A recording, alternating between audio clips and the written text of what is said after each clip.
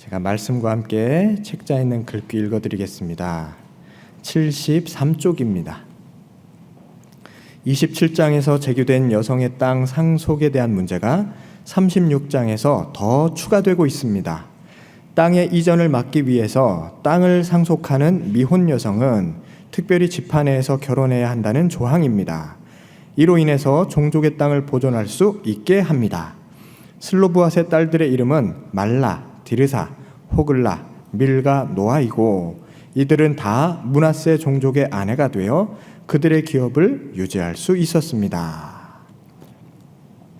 지난 월요일에 우리 민수기 30장 말씀을 읽어가면서 하나님께서 여자분들의 서원을 다 들어주신다. 여자분들의 서원을 듣고 응답하시고 지키게끔 하신다. 그 말씀을 들으셨는데 기억 다 나시죠? 그러면서 제가 뭐라고 말씀드렸냐면 하나님께서는 이스라엘 백성들로 하여금 주변의 모든 나라들보다 한 발 앞서가는 민족, 그래서 주변 열방들이 이스라엘 백성들을 보고 아하, 나라와 민족은 모름지기 절해야 되는 거구나 하고 따라올 수 있도록, 닮아갈 수 있도록 이스라엘 백성들을 공평과 정의의 하나님 나라가 되게 하셨다, 이렇게 말씀드렸습니다. 이것도 기억나시죠? 이 당시만 하더라도, 수천 년인데 이 당시만 하더라도 여자들은 사람 취급을 못 받았습니다. 거의 물건이라 진배 없었습니다. 남자들의 그냥 소유물이었죠. 그런데 하나님께서는 이스라엘 백성들에게 여자들의 인권을 존중하고 보호해야 된다, 그 이야기를 30장에서 한번 해주시고 서원 기도를 들어주겠다라고 말씀하시고, 오늘 읽은 36장에서는 여자들의 재산도 균등하게 분배받을 수 있다는 이야기를 하고 계십니다. 이런 일이 과연 쉬운 일일까요? 조선시대 때는 여자들이 시집가면 출가 외인이 돼버렸지 않습니까?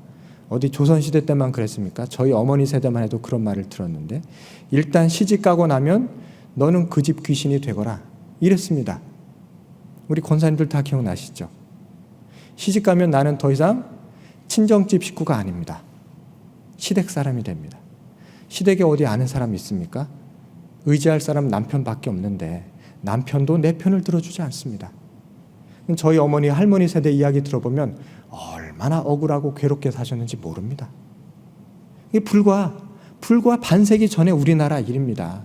그런데 이미 이스라엘에서는 놀랍게도 여성들의 인권을 존중하고 그들도 자녀로 받아들여서 남자 상속자가 없을 경우 딸에게도 땅을 분배할 수 있도록 아예 법령과 율법으로 정하셨다. 이 말씀이 36장에 기록되어 나옵니다. 얼마나 획기적인 말씀입니까?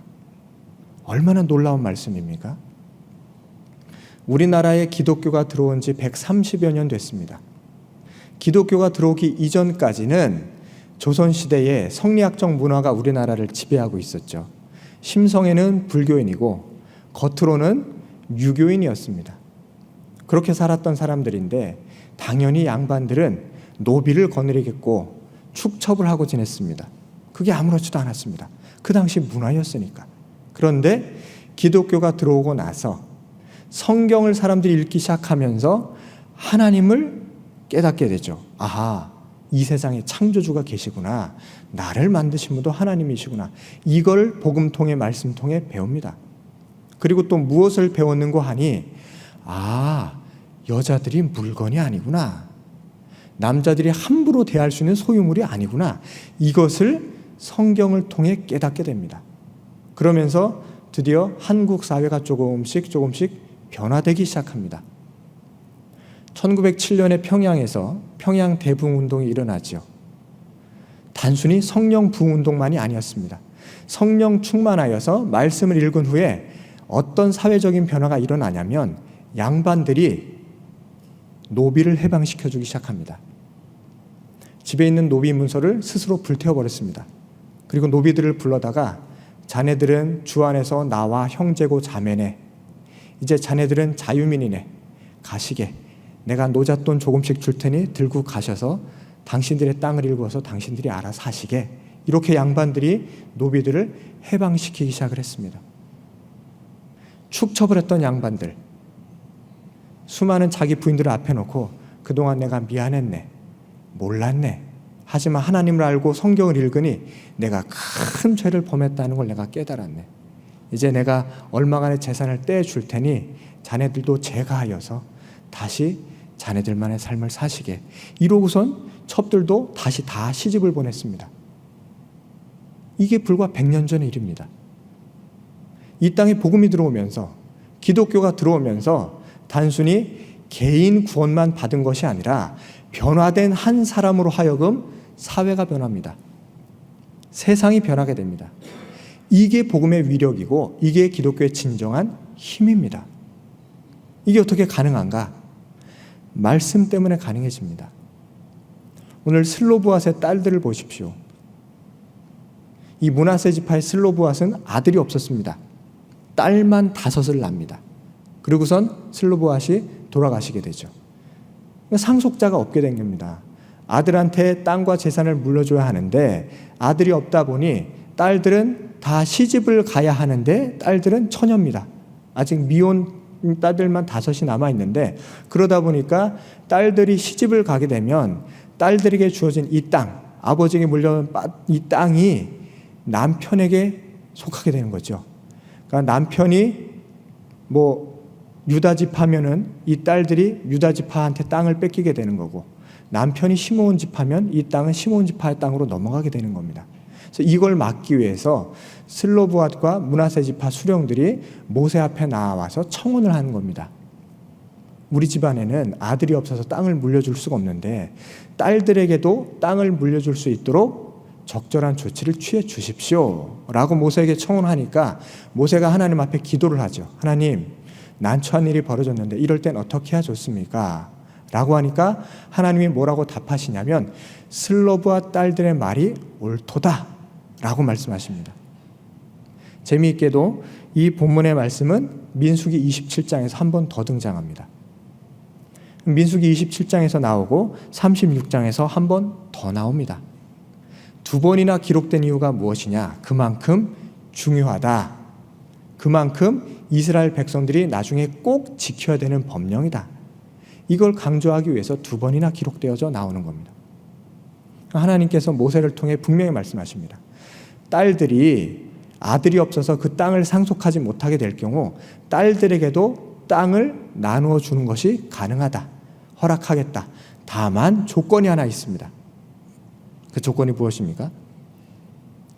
그 땅이 다른 지파로 옮겨가지 못하도록 동일한 지파 안에서만 시집을 가도록 하여라. 이렇게 말씀하시는 겁니다.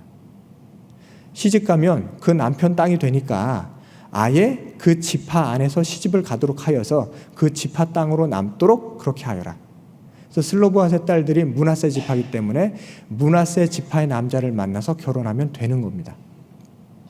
이런 조건 하나만 딱 걸고 이 지파의 땅을 보존 유지할 수 있도록 하나님께서 명령하십니다. 놀라운 말씀 아닙니까? 획기적인 말씀 아니겠습니까? 우리나라에 딸들에게도 재산이 균등하게 분할이 될 수 있도록 법령으로 언제 정해졌나 제가 찾아봤어요. 오늘 말씀 준비하면서. 딸들에게도 아들과 똑같이 재산이 상속될 수 있는 법령이 언제 정해졌나? 1990년입니다. 얼마 안 됐죠? 1990년입니다. 1990년 이전에는 차등 지급하게 되어 있었습니다. 아들한테는 재산이 더 가야 되고 딸들에게도 재산이 가는 것을 막을 수는 없으나 딸들에게는 더 적은 재산이 가도록 법령이 그렇게 되어 있었더라고요. 그런데 아들과 딸 구분 없이, 미혼과 기혼 구분 없이 동일하게 아들이든 딸이든 그 사람의 자녀면 똑같은 재산을 균등하게 분할해서 가져갈 수 있다라는 법령이 1990년에 정해졌더라고요. 우리나라에서. 자, 1990년 우리나라에서 정해진 법률이 성경에는 이미 수천 년 전에 이야기되고 있습니다. 어떻습니까? 과연 성경의 진리가 시대를 앞서가는 말씀 아니겠습니까? 그래서 우리 이 새벽에 이렇게 기도했으면 좋겠습니다. 하나님, 우리 한국교회가 시대를 앞서가는 교회 되게 하여 주시옵소서. 이 땅의 그리스도인들이 시대를 밝히는 빛이 되게 하여 주시고 우리 한국의 그리스도인들이 시대를 맑게 하는 소금 되게 하여 주시옵소서. 이렇게 기도했으면 좋겠습니다. 교회가 깨어 있어야 나라가 삽니다. 교회가 바르게 서 있어야 민족이 건강해집니다. 시대를 불변하고 이것은 언제나 진리였습니다. 교회가 타락하는 순간 나라가 무너집니다. 교회가 타락하면 민족이 휘청거립니다. 이스라엘 민족을 보셔서 아시지 않습니까? 이스라엘이 왜 패망했습니까? 정치력이 약해서? 군사력이 약해서? 아닙니다. 이스라엘이 패망한 이유는 신앙을 잃어버렸을 때에, 여호와 하나님 신앙을 잃어버리고 바알을 섬기기 시작했을 때에 나라가 망합니다. 이 역사를 우리가 보지 않았습니까? 참말로 대한민국이 잘 되길 원하신다면, 참말로 이 나라 이 민족이 평화 통일을 이루어서 온전히 하나 되는 나라 되기를 원하신다면 말씀대로 사시길 바랍니다. 진리 붙잡고 사시길 바랍니다. 신앙에 굳건히 서서 사셔야, 내가 먼저 참된 그리스도인으로 살아야, 우리 교회가 먼저 복음의 올바로 선 교회가 되어야, 그래야 이 나라 이 민족이 잘 됩니다. 이게 하나님께서 우리에게 보여주신 진리의 말씀입니다. 그래서 이 새벽에 함께 기도했으면 좋겠습니다. 하나님, 참으로 우리나라 민족 미화에서 한국교회가 한 발 앞서가는 교회 되게 하여 주시고, 깨어 기도하는 교회 되게 하여 주시고, 먼저 빛과 소금 되게 하여 주시옵소서. 이렇게 기도했으면 좋겠습니다. 한 가지 더 기도했으면 좋겠습니다. 하나님, 주신 말씀과 같이 우리가 복음의 진리 위에 바로 섰을 때에 이 땅의 온갖 불평등한 문화들이 해소되게 하여 주시고, 하나님 나라의 공평과 정의가 이루어지게 하여 주시옵소서. 또 이렇게 기도했으면 좋겠습니다. 오늘 슬로보아스의 딸들 이야기를 통해서 우리가 배웠듯이 남자와 여자는 하나님 앞에서 평등합니다. 전혀 차별이 없습니다. 하나님, 우리가 복음을 통해서 남존여비라고 배웠던 조선시대의 모든 유산들을 다 내려놓게 하여 주시고, 남자든 여자든 하나님 앞에서 평등한 사람, 그래서 누구를 만나든 공평하게 대하고 서로 존중하고 섬길 수 있는 그러한 사람 되게 하여 주시고, 이 땅의 모든 불평등한 문화가 종식되게 하여 주시옵소서. 이렇게 기도했으면 좋겠습니다. 지금 우리 시대에 많은 불평등한 문화들이 있는데 무엇이 있나 한번 돌이켜봤더니, 이주 노동자들, 우리나라에 돈 벌기 위해 들어와 있는 동남아시아 분들, 아프리카 분들 계시지 않습니까? 이분들 회사에서, 공장에서 차별 대우 받고 있는 분들이 많이 있습니다. 그러한 문화가 사라지게 해달라고 기도해 주시기 바랍니다. 다문화 가정 아이들이 있습니다. 우리 엄마가 필리핀에서 시집와서, 우리 엄마가 베트남에서 시집와서 이 아이는 혼혈입니다. 이제는 혼혈이라는 말을 쓰지 않습니다. 다문화 가정이라고 부릅니다. 그런데 이 아이들이 학교에서 자라면서 또래 친구들한테 놀림을 받는다고 합니다. 이런 일이 사라지게 해달라고 기도했으면 좋겠습니다. 사람은 피부색이 어떻든, 출신지가 어떻든, 고향이 어디든 하나님은 그런 외적 조건 하나도 묻지 않으십니다. 우리 하나님께서는 오직 하나만 보십니다.